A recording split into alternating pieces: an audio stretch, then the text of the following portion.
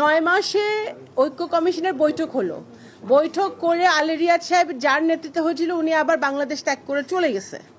এখন গতকালকে আসিফ নজরুল সাহেব বলতেছে ভাই ঐক্য টৈক্য তো হয় নাই, আপনারা আবার 1 সপ্তাহ টাইম দিলাম ঠিক করেন নাকি কথা। আমি ধরেন ভোটার, আমি হলো গ্রামে থাকি, আমি কিছু বুঝি না। তো 9 মাসে কি হইলো? এই যে জিএসএ, বিএনপি, এনসিপি, জামাত সহ সকল রাজনৈতিক দলকে চা বিস্কুট যে খাইলো সকাল থেকে বিকাল পর্যন্ত আলী রিয়াদ সাহেবদের সাথে, এটার আলটিমেট গোলটা কি? আলটিমেট রেজাল্টটা কি? আমরা যেটা আমার ছোট ভাই বললেন, এই বৃষ্টির মধ্যে ছাতা ধরে সবাই গেল, জাতীয় সনদে একটা স্বাক্ষর করলো, করে আমরা দেখালাম আমরা এক আছি, এক থেকে আমরা ইয়ে করলাম। তাহলে আমার as a layman, as a voter, আমার মনে প্রশ্ন জাগতেই পারে যে এই ঐক্য কমিশনের প্রয়োজনটা কি ছিল? ভাই প্রথমেই ডক্টর ইউনূস এসে বলতে পারতো যে এই 84টা আইটেম আছে, আপনাদের ঘরে ঘরে পাঠিয়ে দিলাম, আপনারা টিকমার্ক দেন, আমরা কোথায় আপনারা একমত কোথায় দ্বিমত, 1 সপ্তাহের মধ্যে আমার কোর্স কমপ্লিট। কারণ তাহলে তো ঐক্যমত হইতেছে না। And that is the beauty of democracy.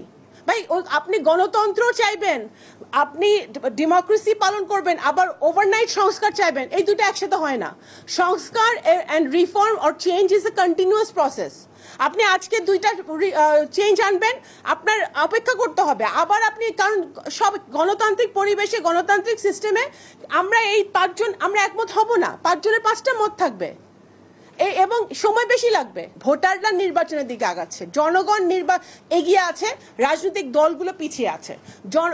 Because মানুষ এখন ভোট দিতে চায়।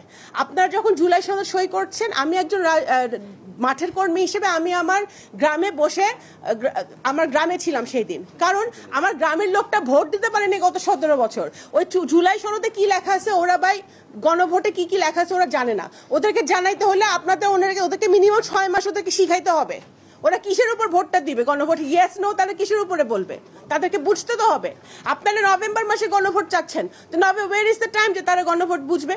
আপনার ওই একটা ট্রান্সপারেন্সি, একটা অ্যাকাউন্টেবিলিটি আনতে হবে। আপনি উচ্চকক্ষে কিভাবে দলগুলো তাদের সদস্যদেরকে আনছে, মনোনয়ন দিচ্ছে, তো সেই জায়গাটা থেকে সেই কারণে আমরা পিআর সিস্টেমের বর্তমানে আপাতত বিরুদ্ধে। ভবিষ্যতে যে কখনো পিআর সিস্টেম বাংলাদেশে হইতে পারবে না তা তো না। হইতে পারে আলোচনার মাধ্যমে আপনি একটা পাইলট প্রজেক্ট করেন, কোথাও করেন, কোনো একটা কনস্টিটিউয়েন্সিতে পিআর সিস্টেমে দেখেন হয় নাকি ইমপ্লিমেন্টেশন করতে পারেন। সেটা অবশ্যই আপনি গবেষণা করেন, বিভিন্ন দেশে পিআর সিস্টেম করে আপনি আনেন। তো সুতরাং বর্তমানে আমরা এই কারণে পিআর সিস্টেমের বিরুদ্ধে।